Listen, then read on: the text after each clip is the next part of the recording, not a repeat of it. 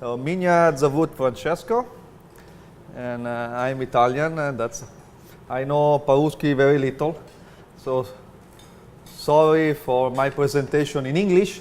I hope you understand, but okay. As Andre said, you can always stop me and make questions. Okay, so the topic of today, while you are enjoying food, I'll try to speak to you about the opportunities of art investment. So everyone knows art.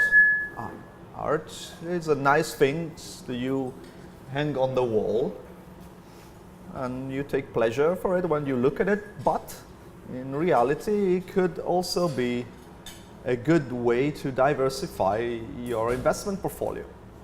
So I talk about diversification. Of course you are welcome to do like me. I invest everything in art, but I'm not expecting that. I'm just try to tell you that diversify 10% even of your portfolio in art is a good thing, and through this presentation you will understand why. And if not, please ask. Okay. Is it possible to take these things away from the TV, or is any? Okay, great, perfect. Thank you very much. So, as I said, art. Why diversifying? Why investing? Why I talk about investment? So I approach art from an investment point of view. So I see the financial benefits of purchasing art and valuable collectibles. Okay, these things still come out. Yeah. So the good thing is, first of all, you have a double way to see art, to enjoy art. One is the classical. As I said, is aesthetic pleasure. You like it. It gives you positive feelings. Then there is a prestige of ownership. Maybe you bought something rare, a painting that only you have of a very notorious artist. So when somebody comes for dinner, you can be happy, pleased to say, this is my Klimt drawing. So it can give a prestige of this ring was wear by Napoleon when he invaded Russia. And we all know how it went. And then also the historical value. Of course, we have art can be from Roman time, Egyptian time, or from old master from the Renaissance. So 400, 500 years old, and that is a valuable things to have. But there is, as I said, also a financial value attached to art. And I try to explain you why. First of all, when you purchase a painting is different from a standard financial products like stocks, like a fund, like, I don't know, if somebody plays on the forex exchange. I would not name bitcoins because that's very, very risky. So let's look at the standard way to invest in national bonds or international companies bonds. So also in finance, you have a different level of risk. Depending on your risk profile, you can buy bonds if you want to be conservative, you can buy stocks, or far east funds if you want to be a little more on the risk side and hoping to gain higher return on your investment. Okay, art has a different way to be affected by usual microeconomic factors. So it's less sensitive to inflation, less sensitive to interest rates fluctuation, and also foreign exchange. And especially with the foreign exchange, I think for the ruble, it's something interesting to know. When you purchase a painting, you can always resell it in a hard currency, either because you stock it outside Russia or because you can ship it back to London, for example, or to Paris and have it sold in pound of euro. So art can actually be a hard currency portfolio that you can access whenever it's needed. So it actually can be a way to save your capital from local currency fluctuation. It's less volatile in economic value than your stocks. You see, especially when you diversify. We will see later when you buy art, as an art in general, you can segment art, which is big, in three main compartments. So the old master and modern art, which are less volatile because they've been there for 300, 400, 500 years. The price has, we can see as the art has been around so much, so it's not volatile and it has a function of capital conservation. So when you invest, the capital will not be lost, and we'll see later why I say this. Then we have contemporary, established, like somebody, like artist who is like 70, 60 years old, has been selling in auction a lot, so both in primary and secondary market. So you have historical prices there you can compare before you make your purchase. And then you have emerging artists. The emerging artist is a big question mark. You buy it because you like it. You never know, price can go down or can go up many times in percentage. You don't know. So the good thing is always, when you invest in art, diversify. So capital, when you invest in a painting, is protected for extreme economic events, like extreme currency depreciation. Everybody who remember, like in '91, what happened? So it's good to have something that you can rely on. And then also, for example, bankruptcy. If you invest in stocks of a company and the company goes bankrupt, that's it. Nobody is going to give you back your money. But it doesn't happen in art. So when you buy an artwork and is real, then there is no bankruptcy risk. So it will always, the value will never go down to zero, which is what you face in normal stocks investment. And then it can be a source of liquidity, as I said, in our currency. You can collateralize your art when you have a lot, obviously, for lending. So there are companies now, especially in London and New York, that collateralize your collection, and it gives you loan based on your collection. And then international resale. So as I said, when you resell in London, New York, you can resell in dollars or pounds or euro. I approach art investment, and I call it a total approach to art investment. I developed an aggregator of art auction, is by today the largest in the world. So it gives you, it's free to use. You can dial up on your mobile. It has a friendly mobile version. It's called lotard.com. And there you can search anything you like for free. So if you have expertise in some art or valuable collectibles, watches, numismatic, anything, you can search it there for free. I don't ask anything, it's just my passion. But you need to have an expertise, otherwise you don't know what you're buying, you can be risky. But there it gives transparency, because you will see prices, sold prices, upcoming prices. You can compare and see if you're doing a good investment or not. And it gives you three main information: price, place, and time. It's very important, because if you're a collector, I don't know if anyone is a collector here, some pieces that are rare that can come up once in 10 years. And when you miss it, if you know it when it's too late, then it's gone. So you need to know it before it's sold. And that's the function of this aggregator. This is lotard.com. I invite you to have a look. So this is how it looks, the mobile application. If we can get the icons out, I don't know who's in charge of it. Okay, thank you. So what are the key success factors in art investment? As I said, I approach art from an investment point of view, so I try to talk a bit business here.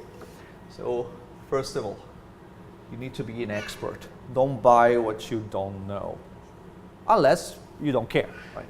If you have money, you just see something that you want to have it, feel free to buy it, but it's not an investment. It's just something you like. So I said, if you want to pay 10,000 euros for something that you love, it's good to do it. It's not an investment though. So I'm going to show you how to actually profit from your art purchase. So rely on somebody's expertise, unless you are yourself an expert when you buy, because there are a lot of positive asymmetry of informations worldwide. Buyers, sellers. Some auction houses, they have not enough expertise to identify exactly what they are selling. So if you know more than them, you can make very good deals. I am an expert in neoclassical etchings, so 18th century prints from Italy, and I can buy it everywhere in the world, especially in the US, where I have no clue. And I buy sometimes a tenth of their real value. So I said, success factor, capital conservation. So this strategy here, you want to buy it to keep it. So you can keep it for 20 years, if you like, 10, 20 years, hold it as a long-term investment. As I said, why? It gives you protection from inflation and forex volatility. It can be also a short-term speculative investment. But then you need to look at the price gap before you do it. Between primary and secondary market.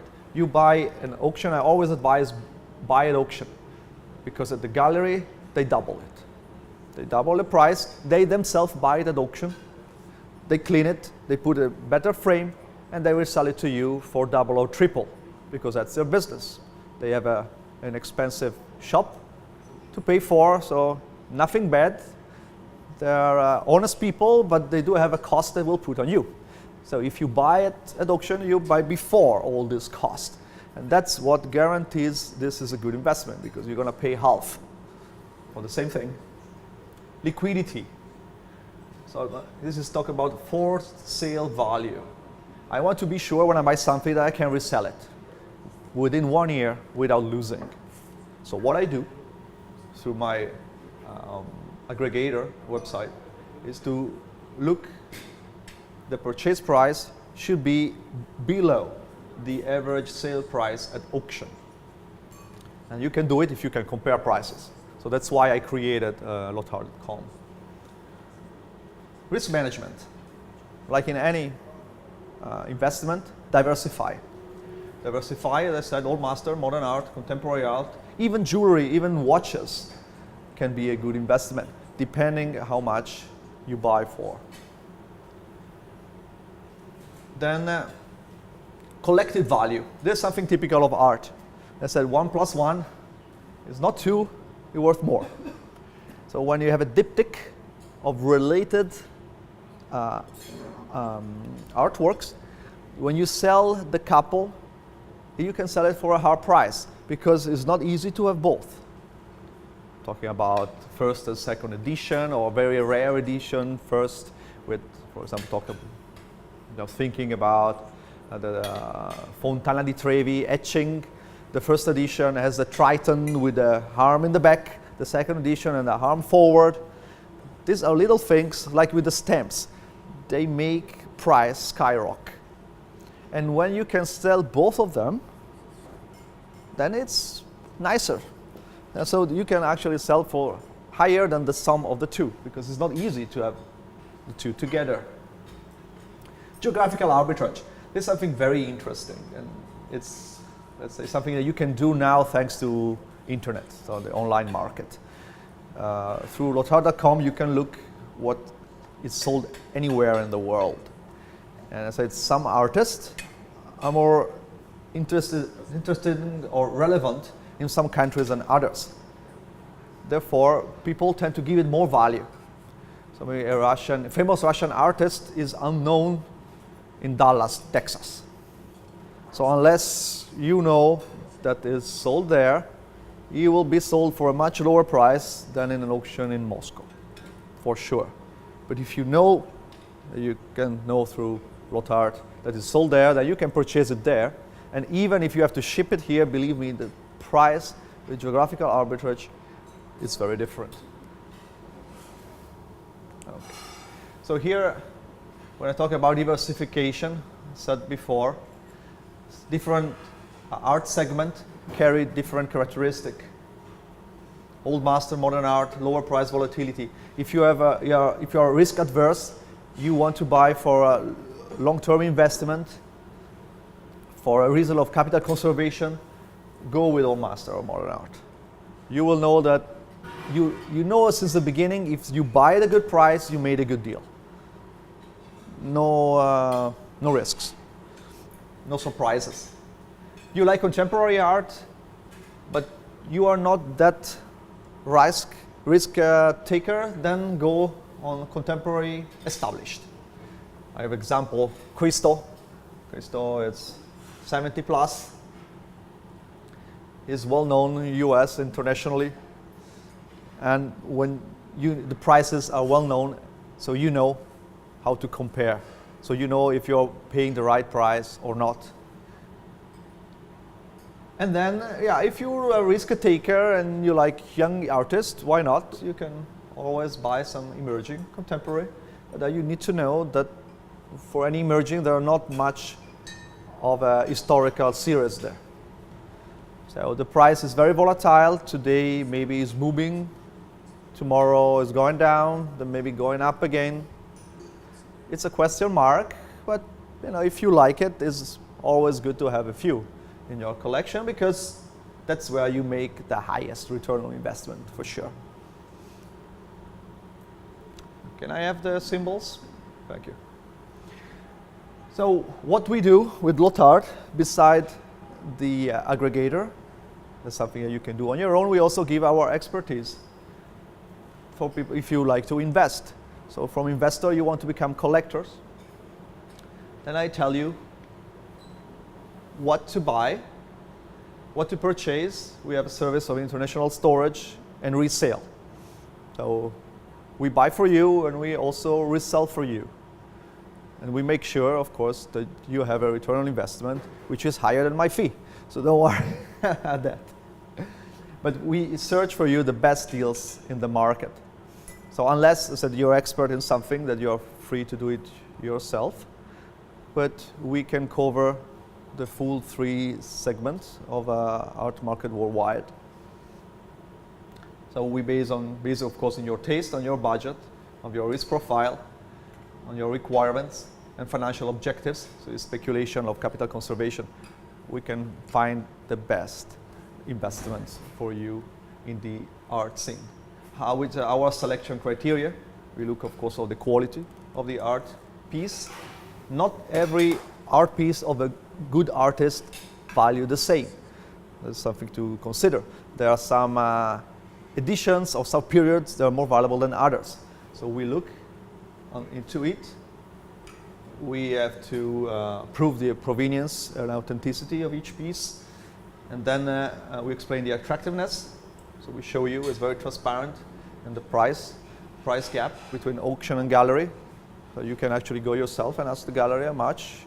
You will see that you are going to pay at least 30%, 40% less when you pay by an auction through us. And then, of course, we try to deal also with geographical arbitrage, so to go buy in places where it's cheaper. I want just to make some examples. So I've been doing it for the last 10 years with my own money. I pulled out from a stocks and forex exchange in 2008. I got hit pretty bad, so I decided I'm not gonna spend money on something that I cannot control or touch and see. So an example, this is Domergue, is a French artist. I paid 19,000 euros in 2012 for this piece, We cleaned it, we changed the frame, was sold at Taifa for 110,000.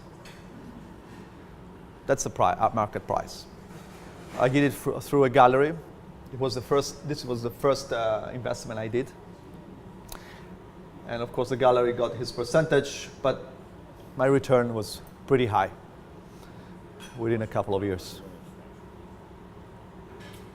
So no investment can give you this unless it's illegal. This is very legal. This is something more recent. Also explanation of graphical arbitrage.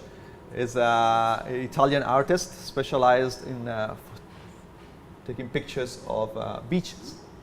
So this Bloemendaal is a kind of ugly beach in Holland, where I live, but it's very much a good beach for Dutch people. And there are big villas near, so the rich people likes to live near Bloemendaal if they want a house on the sea. So I bought it in London for 12,000 euros. Before I asked in a gallery, how much is the same edition of Vitali? I said, oh, it's 35,000. Okay. I bought it 12. And now we resell it in a gallery in Amsterdam for 29. So we stay below. So what also we do, the services we buy for you, we can also resell for you through the galleries in Holland.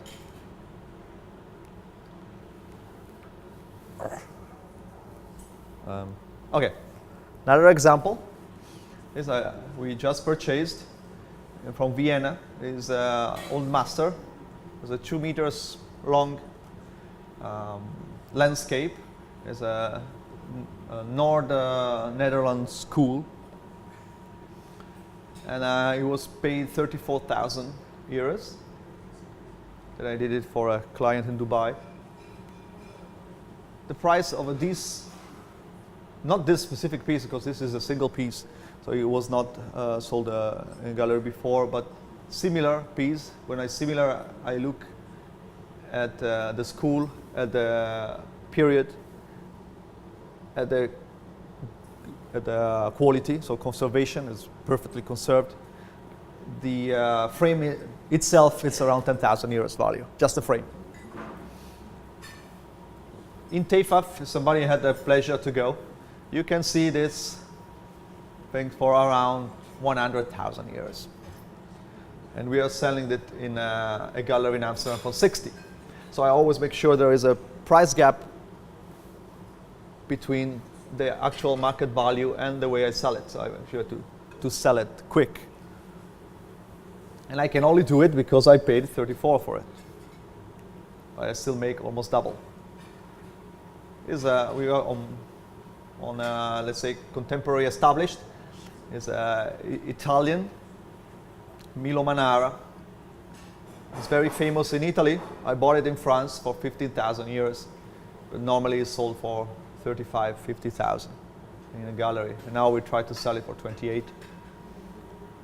So what I try always to do is try to double the capital, or at least 40% markup.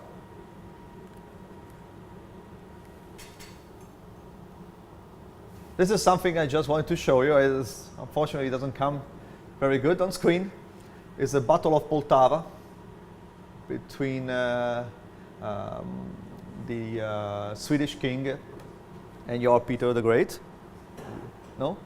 It's an original etching, 18th century, from Nicolas Larmessin, the French. I just bought it, an auction in Sweden. I've been after this for 4 years, because I collect etchings.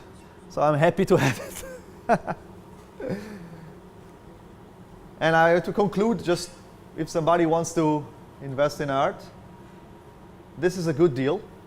It's coming up in 10 days, an auction in Italy. Is a monumental view of Rome.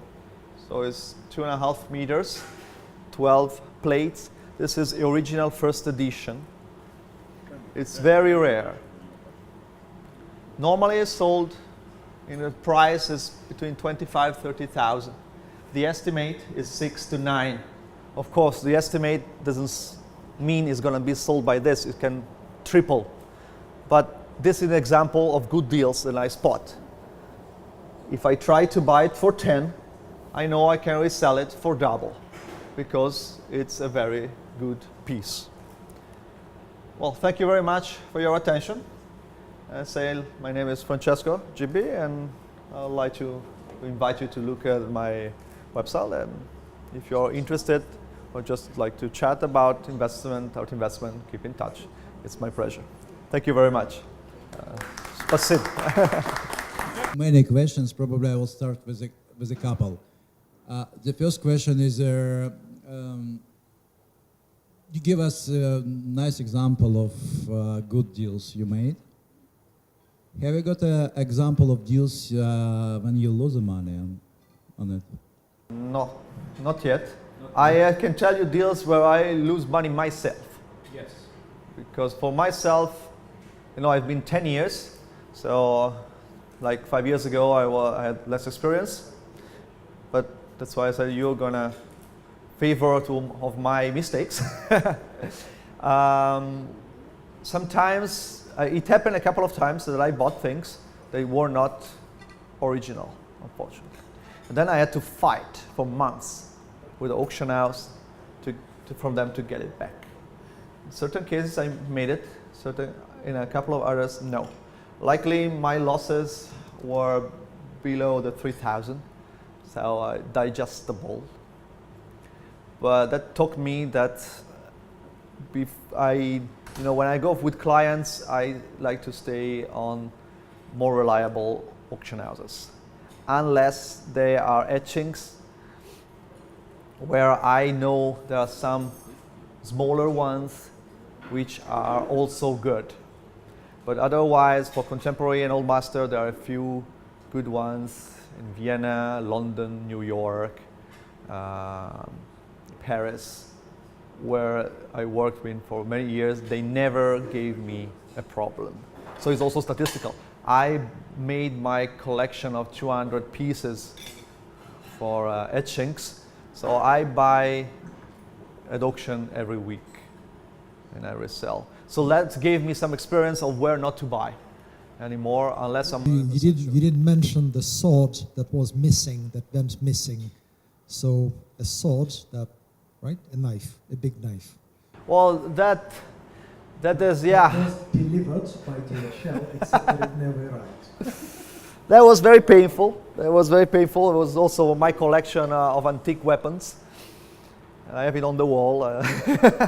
And this one, unfortunately, it was a very good sword stick, Georgian English time, so about half 18th century. With the blade, it was early 17th century. Thank you for reminding me. I'm going to cry again today.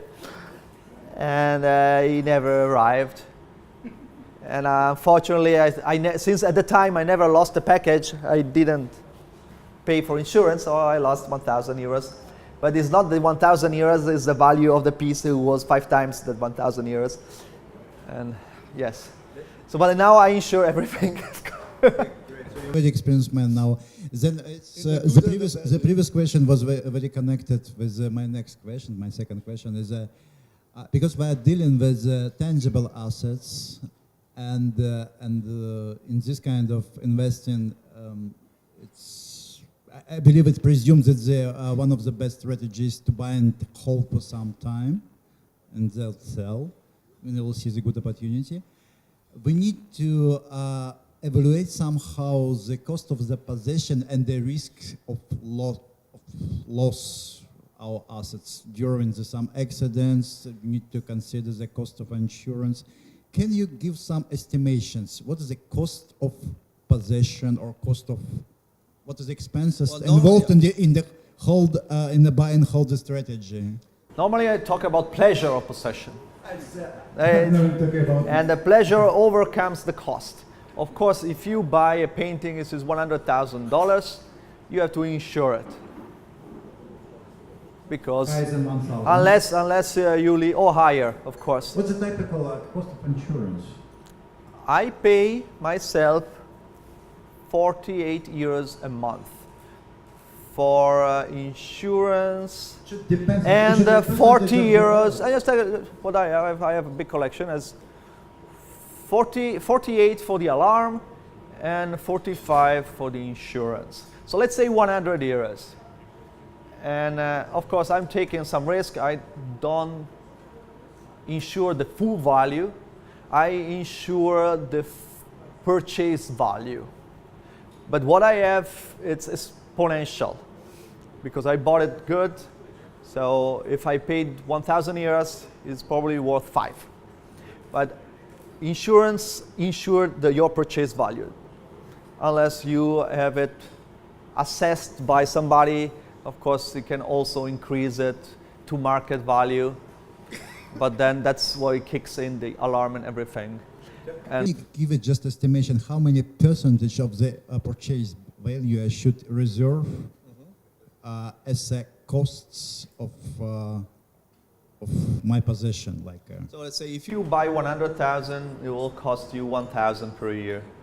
So like 100% per year. No. 1,000 you say. No, 100,000, 100,000. Okay. then 1,000. 1% per year. Yes. This is the cost of the possession. But you have to look at the pleasure of the possession, not at the cost. You know, the difference between stock is when you buy a fund or a stock, it goes up and down, you don't know. You open your internet, oh, today it's +2, I'm happy, tomorrow is -20, shit. But you don't see it. Art, you take the pleasure of it. You have it on your wall, you look at it, you say, it's mine. You can gather people, say, in a dinner, I bought this, tell the story of the painting, you know, how you bought it, or what was the story of the artist. So it's a pleasure of ownership. Of course, every pleasure has some cost, but I think that if you like art, it's exponentially higher, the pleasure. Can you say just some figure just to have impression about the liquidity of this kind of assets? For example, if I desire to sell this art, for doesn't matter what reason, but I need the money in urgency, how much time I need to reserve in my plan to? 1 month.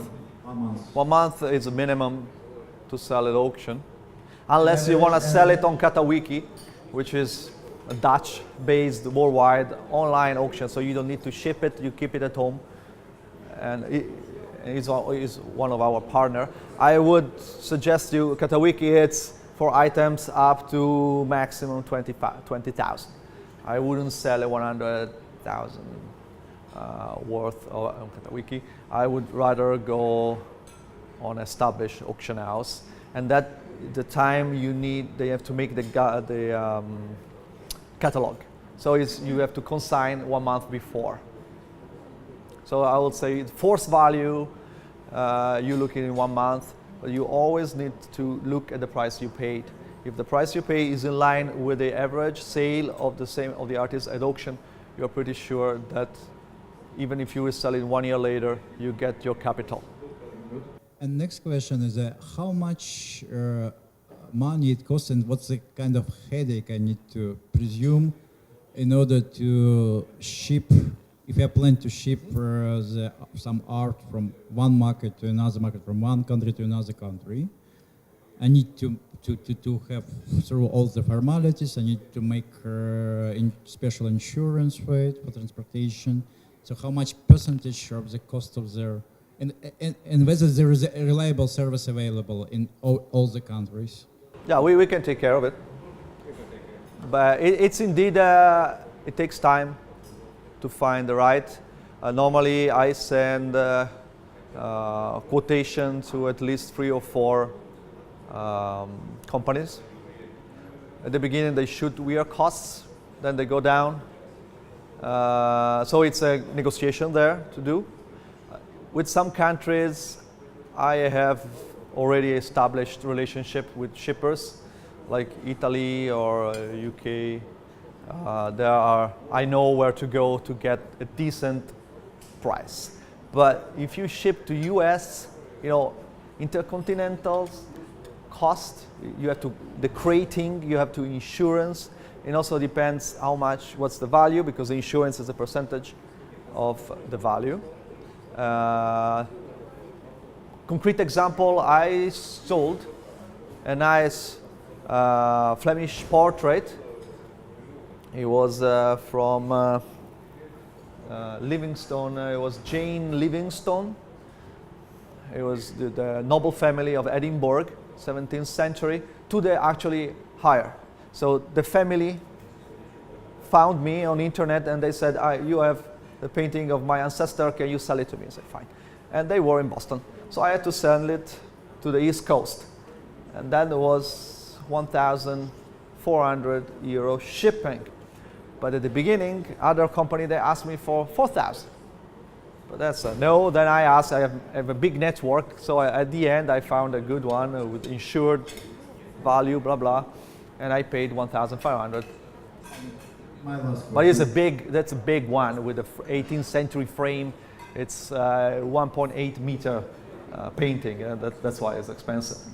And my last question is, what is the return on investments I should expect dealing professionally with this kind of investment strategy? Professional, you mean? And I'll apply to professional guy like you. Always higher than my percentage. So if I take 15%, then I make sure that yours is... You'll take 15% from upside?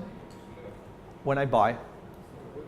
So when I buy an auction, I'll do all the things for you. I can go in auction for you. I select the artwork. I make sure that it's real, and then I auction it for you. And I take care of the shipping. This is 15%. For all this, it's a 15% of the hammer cost. And then I make sure that yours is at least 25% return. How many years? Top. For how many years? I would keep it at least 3 years. At least 3 years. These are the example I gave are all short term. So what I'm doing, I'm just buying and reselling.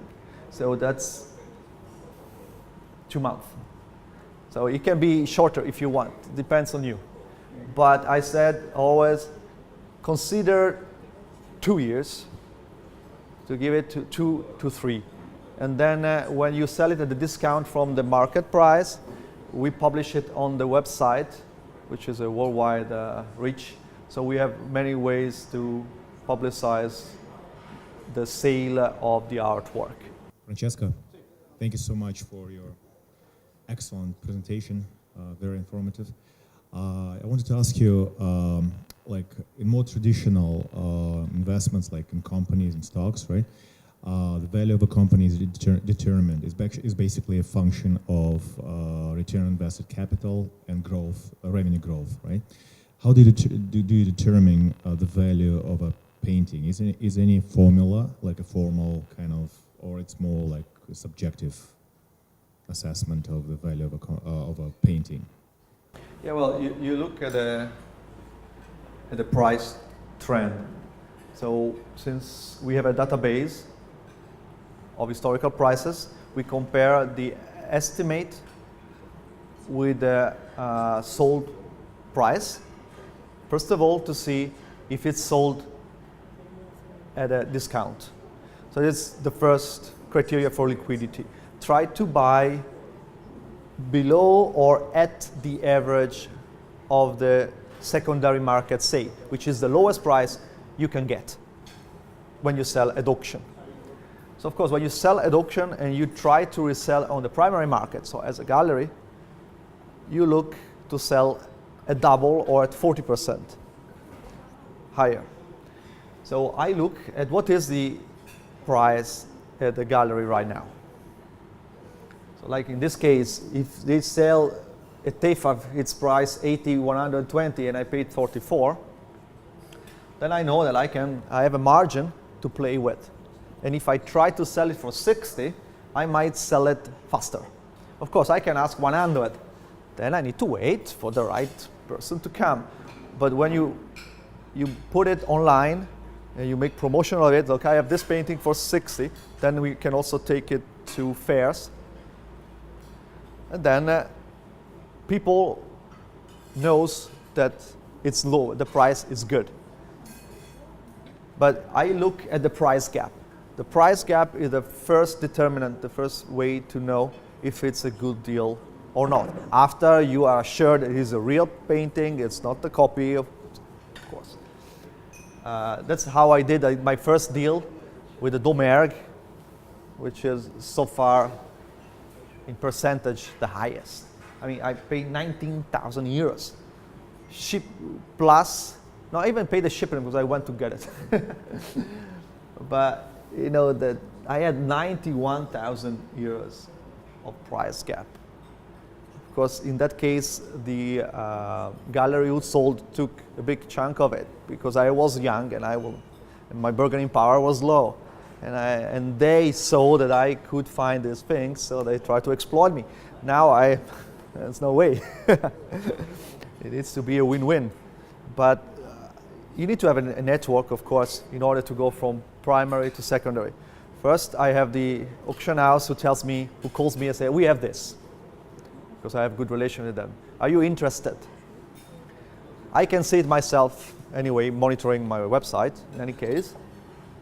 We have this system that tells me which are possible good investment. Of course, and then I have to screen it with my head, because in 400,000 items, there could be a few hundred. And then I need to know how much is sold. So I always go to fairs, I always check galleries, and I ask how much is it. And then I calculate, can I get it for half price at least? I would not buy if I cannot get it for 50% of the primary market price. And that gives me the return, opportunity of return. I see. How do you value an unknown artist? I don't operate with unknown artists, unless you ask me. And then the risk is for you, but I tell you, buy, in that case, buy because you love it. And maybe one day you will be a unicorn. I don't know, but I don't have, if it's an unknown artist, I don't have statistical financial tools to analyze the actual opportunity for return on investment. And I will tell you straight, but if you want, I can, it's based always on taste. Art is first of all, buy what you like. You're welcome. My question is about value of contemporary art. Yeah. What do you think about role of expert in a value? Well, expertise, as I said first, expertise is the first criteria, is the first key success factors. Without expertise, you better off going to Monte Carlo or casino. You play black or red, and it's the same. So you need to have expertise, either yourself or ask somebody with expertise in order to select the best artworks. If you are not an expert, you are playing roulette. And I have to believe experts. You can go yourself. Or you can use your own feelings, but that is your own risk. Of course, that's why I don't suggest emerging contemporary, because I don't have statistical, empirical tools to tell you this is a good investment, because I don't know how much it was priced. Or maybe now it's priced. For example, at auction, the auction and galleries, they can do tricks together to push an artist's price. They have emerging artists. I was in London 3 days ago, Philippe Depuy. They say, this is never came out from auction before. Okay, she thought to tell me, wow, for me it was a red flag, don't buy. Because as it came out, it was a last artist proof on the market of a sold out edition of 10, which they start with a price which is half of the AP. If you don't know this, and I did it myself, in 2008, I saw a beautiful for me. Picture of La Chapelle. I bought it. It was the last IP on the market. I paid 10,000. If I would have bought another one, which was not sold out, I would pay 6,000. But at the time, I didn't know. So there was a learning by doing. And expertise is very important. So this lady at the auction house who were doing her job, trying to sell me, which didn't know I was an expert, this piece as a great deal. Why it was a very bad deal? Because I would pay the highest price possible for that artist.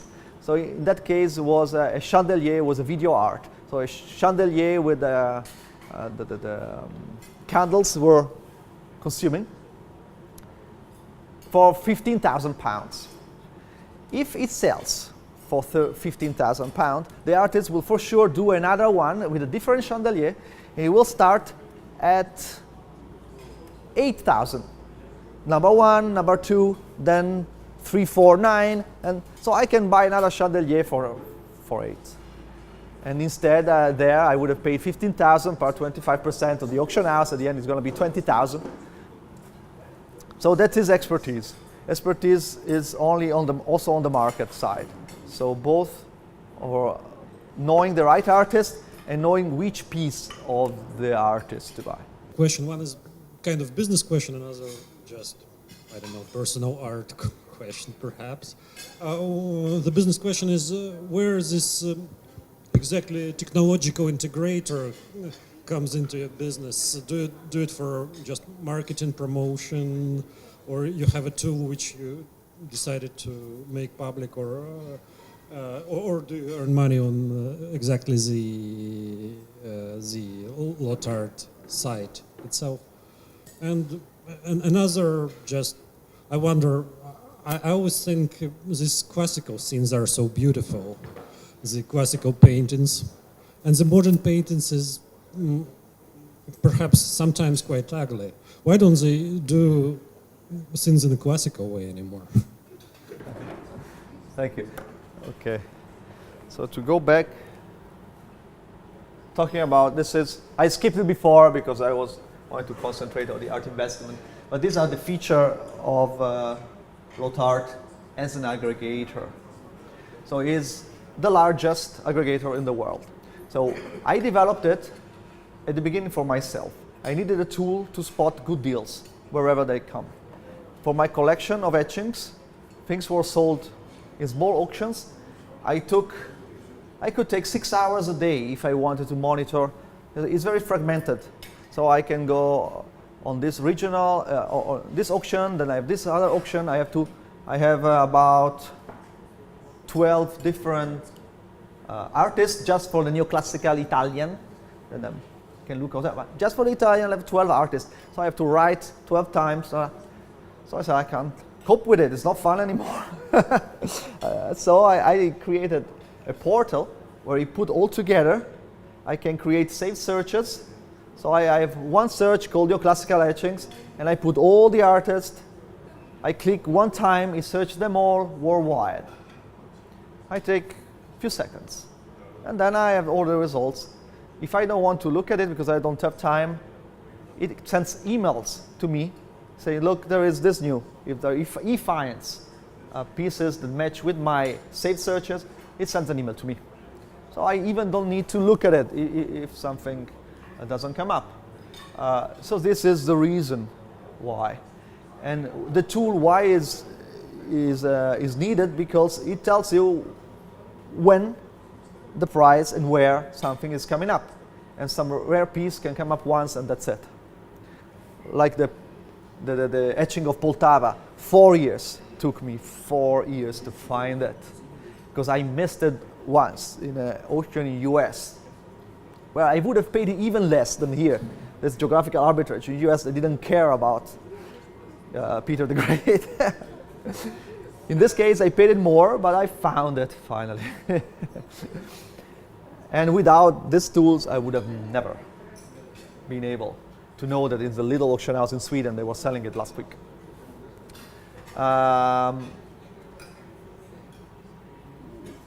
We keep it free in order to get auction houses. So I'm not gaining right now. I don't charge anybody, nor the user, nor the auction house, to list or search on the website. Because now it's more a tool that I'm developing for competitive reason. I want to keep it free.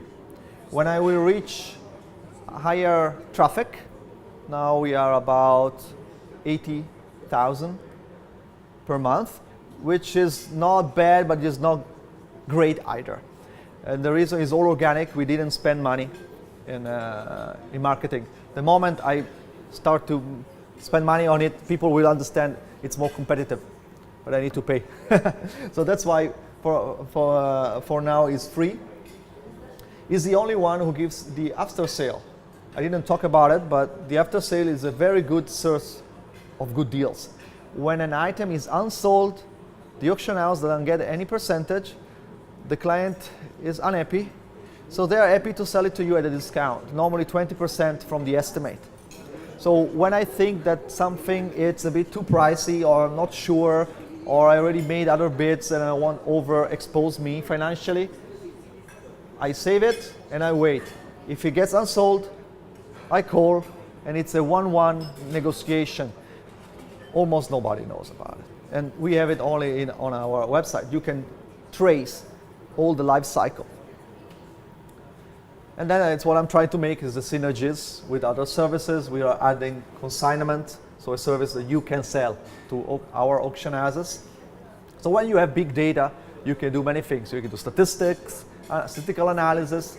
So it is a great tool. It's working well. It's one of the most advanced search engines in the world. You can add words, exclude words, and you can really look for the very specific piece without losing time. The other question of yours, why modern art is ugly? I don't think it's ugly. I mean, this one, I would call it pretty. I mean, I like portraits. Well, it's modern. It's, I mean, the guy died in 60. I consider modern art, of course, 40. I mean, for me, Chagall is modern art. He almost died 100. So for me, also Picasso is modern. It's modern because he started before between the wars. So this is modern. He started between the wars. It's modern art. Contemporary is this. This is contemporary art. The guy is alive. He makes things now. It's more contemporary. So I think it's a more misconcept. Yeah, you can find, of course, there's Dadaism, all those things that they look weird. But you can have beautiful modern pieces. So, I'm happy to find it for you if you like. Thank you. In accordance with Russian customer rules, I should pay taxes if I import any goods from abroad up any level. If I, for example, if I buy any picture and I ask physical delivery for me, I should pay big taxes. Is it possible to be owner of any picture without physical delivery? And which guarantee for me what I still owner of this art object? Thank you for the question. Actually, I didn't treat it too well in my presentation. We can keep it for you. And this is a service that I thought especially, he said, because Andre told me there's taxes involved, shipping costs, custom. So what we can do, and what I do also for other clients, I keep it in Amsterdam. I put it in galleries in Amsterdam. I'm actually opening soon my own gallery for this service. So we do international storage and resell. So what happened? I tell you, like, what happened? You tell me, find something for me for $50,000. You tell me what you like, I find it. I'll go in auction for you, but you are the owner, so you buy it. So I am just the guy on the phone that makes sure that tries to get it up to the price that you tell me. Once you purchase it, you pay it. So you have from the auction house an invoice that you are the official owner of that piece.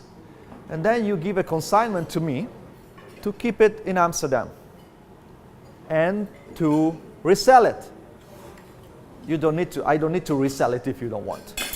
But I just keep it with the purpose of reselling. So I ship it from, let's say, from London to Amsterdam.